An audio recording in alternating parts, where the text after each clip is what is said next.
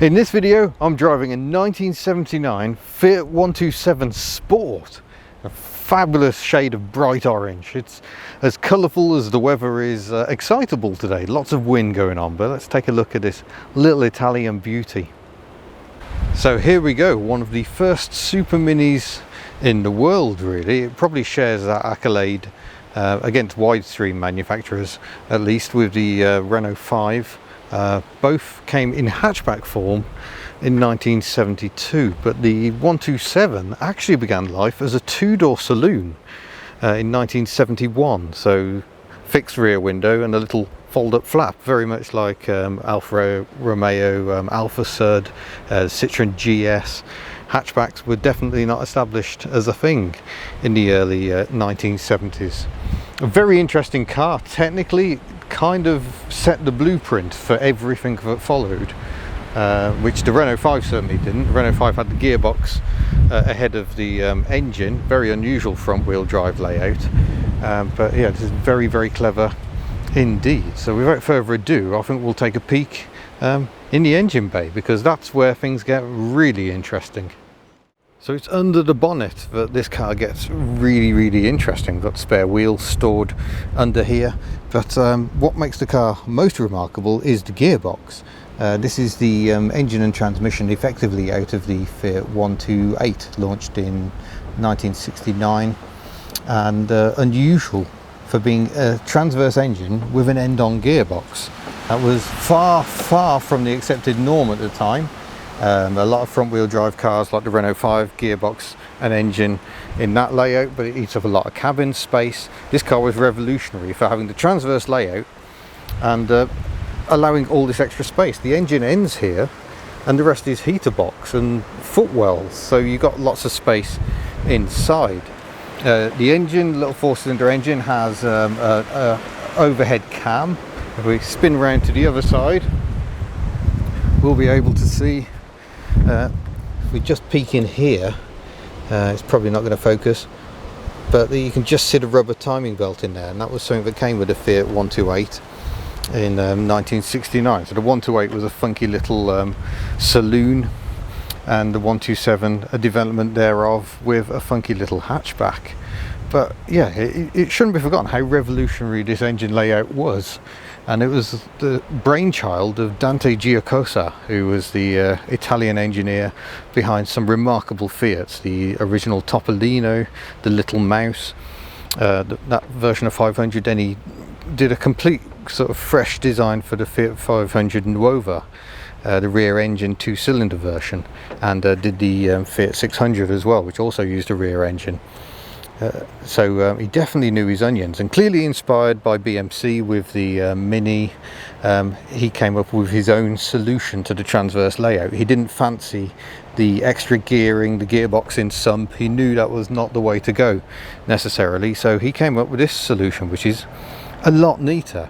So we've got, you can see the clutch fork on the top of the gearbox here, so cable clutch to operate that. 4-speed gearbox just on the end of, you know, an otherwise very normal engine, whereas the A series BMCs, the engines were very different to the longitudinal versions, but very, very apparent that it saves a lot of space. And this was first seen, Fiat decided to try it out on Auto Bianchi on the Primula in 1964. The Auto Bianchi Primula is a remarkable car we didn't get here. It even came in a sort of a statey hatchback type thing. And reassured that it seemed to work in production, they came up with a 127 to further exploit the burgeoning super mini market. So that's why we have the hatchback on the back and classic little three-door shape. It's the perfect urban runaround. But here, a bit more sporty. We've got a Weber carburettor hiding under this air filter, and about 70 brake horse compared to about 50 for the normal. So 1049cc, 70 brake horse isn't a bad output at all for the day. It's kind of what BMC were getting out of a 1.3. So it should be quite rorty. Right, we shall move indoors and get out of this blooming wind. Good grief. Right. I shall jump aboard the little Fiat. Got this lovely steering wheel, 2-spoke steering wheel, lovely sort of almost Art Deco-y layout on the dials, rev counter and speedometer, all very stylish, all very Fiat. Little bank of occasional switchgear over here. So we've got hazard lights. It's very quiet. Very quiet indeed. Heated rear window, fog light, rear wiper, which it doesn't have. I'm sad to report it's been removed, and lights variously as well. And the type of lighting you're displaying is controlled by this lever here. I think it's side, dip and main beam on that stalk. Indicators there. I love the colour coordination. Not something you generally see. Got oil pressure because sporty, and a little clock here as well, which doesn't seem to be telling the right time at all. Lovely Fiat Motor Club. It's a little embroidered patch. That's very nice. So yeah, I do like people at the Fiat Motor Club. This car has appeared on their stand at the NEC. Quick hello to Gavin, who until recently still owned my Rover 45 V6 and looks after the club's displays. 4-speed gearbox down here, handbrake falling nicely to hand, very nice seats, very sculpted, sporty seats, plenty of body colour in here. We've got opening quarter lights as well. I often don't dare open them, but there you go, that works fine.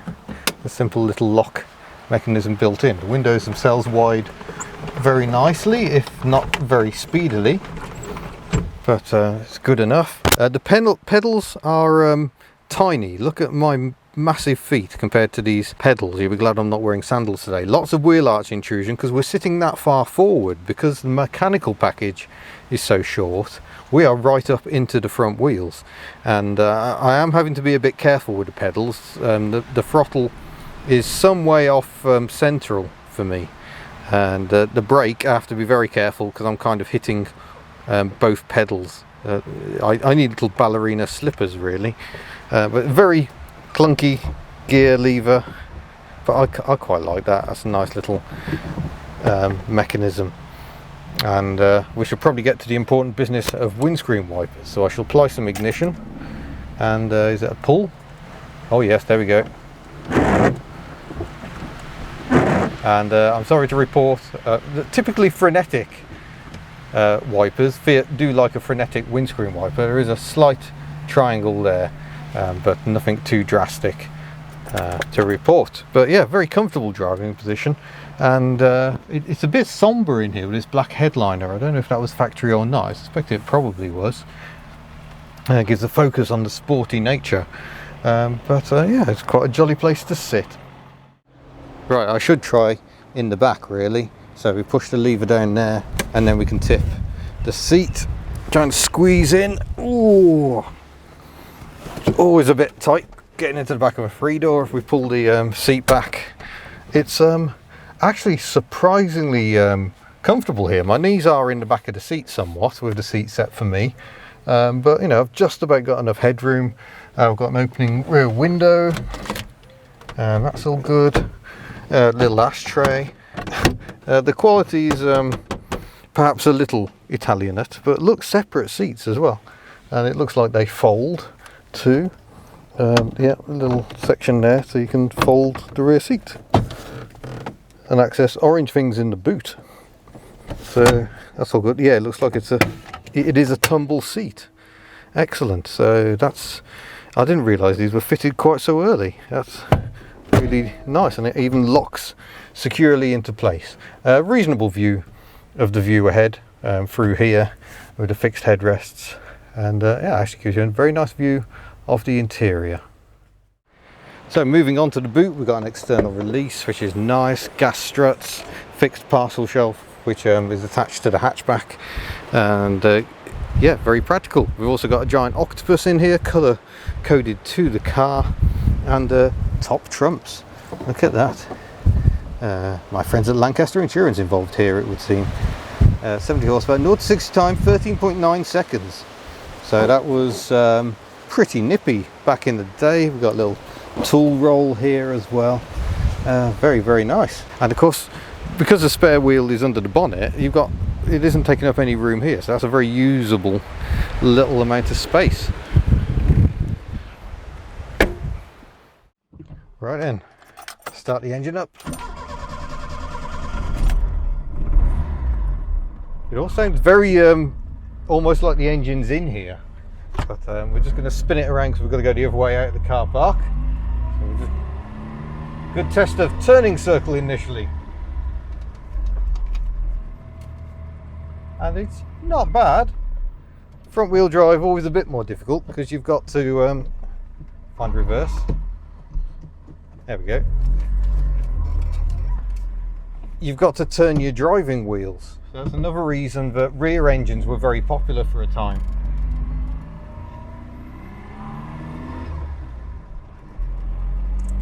Yeah, I just have to be mindful of those pedals because when my foot's on the brake, it is kind of touching the throttle, and we don't want life to be that exciting. It is a bit cozy down there. A fun fact while we're here though is that this windscreen is the same windscreen fitted to my Reliant Fox. It's a Fiat 127 screen. This one seems in slightly better condition. Oh yeah, that's suitably raughty. We shall save further excitement until we're out on the open road. So Fiat 127 sold in very strong numbers, very popular, and kind of rightly so. A perfect little family car. They've got sort of that cheeky fun element whilst being immensely practical. Of course they did rust, but it's worth remembering that in the 1970s everything rusted. It wasn't really expected that you get much more than 8-9 years out of a car before it rusted to pieces. This is a second generation, I think, 127. It's got all the black trim going on, had a lot more chrome earlier on, and then did one more facelift with indicators sort of built into the corners very late on. Also built in Seat, by Seat rather, in Spain. And we get a good test of the suspension here. We go over that speed hump at the end. Right, out onto the open road. Do a hint of 0 to 60. See how fast we can actually go. Oh, she's nippy.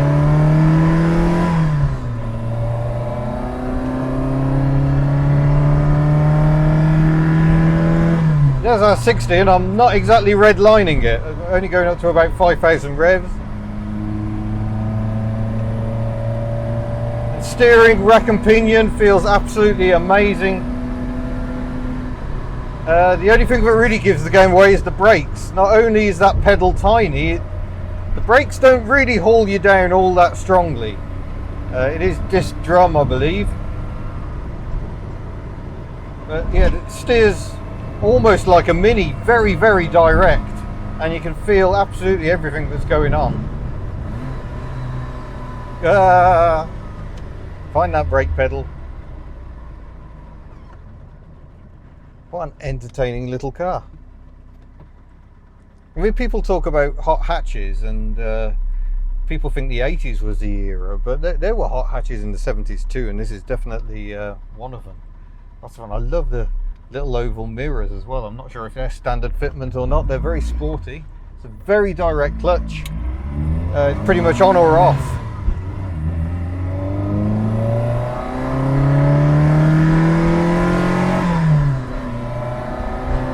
Yeah, sounds a lot faster than it is,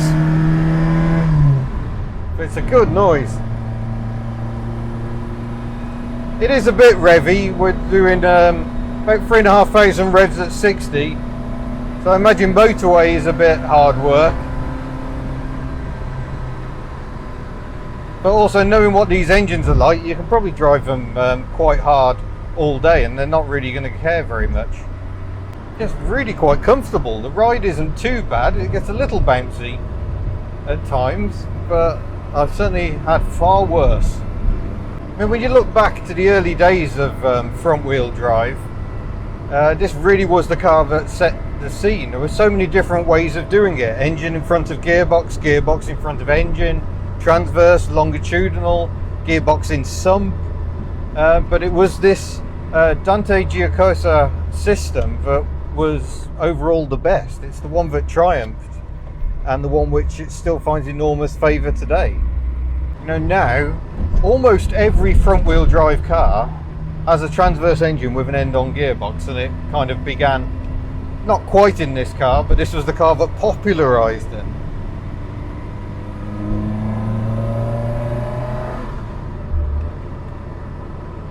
And proof that older cars are more fun. We're doing 40 miles an hour around in a sort of an industrial estate, and I'm loving it.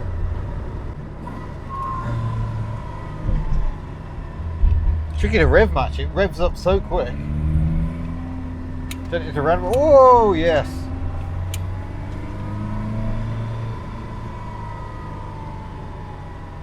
It isn't the quietest car, but it is all the more entertaining because of it, I think. So it's quite happy to just bimble along as well. It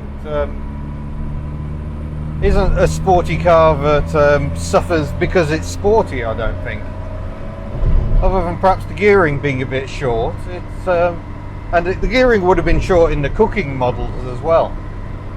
I imagine a 5-speed gearbox would have made all the difference really, but let's open her up again. Furious!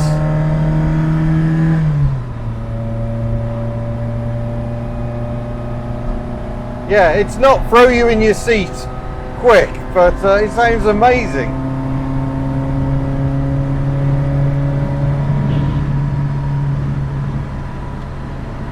It's fizzy and fun. It's everything a Fiat should be. And there we go, that was the Fiat 127 Sport. That was a lot of fun. Just a typical Italian firecracker really. Very peppy and handles brilliantly. It's great fun to drive quickly.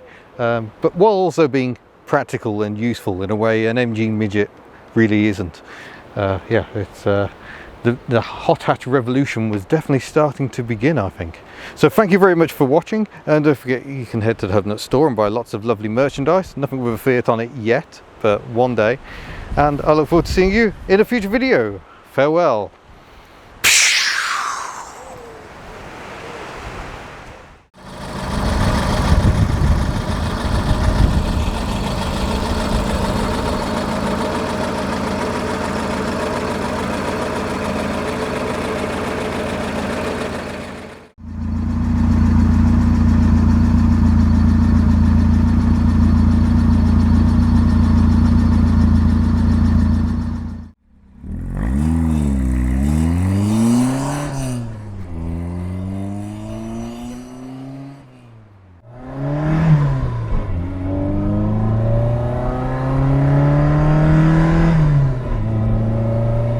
Oh, this is what motoring should be like. Oh, it really picks up above 4,000 revs, but I'm running out of sight. The brakes aren't good enough for it to go any quicker.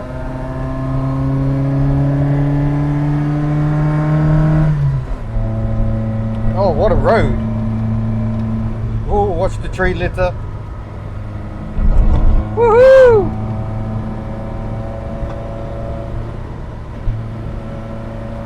It's a fun little Fiat! Hey!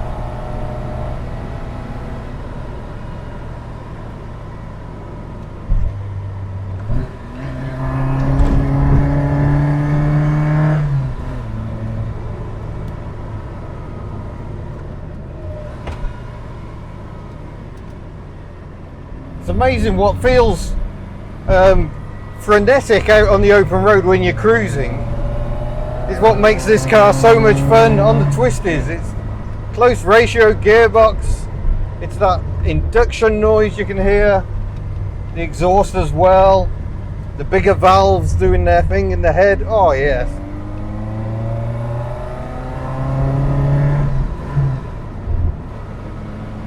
Perfect gear change, perfect. Oh, what a great machine.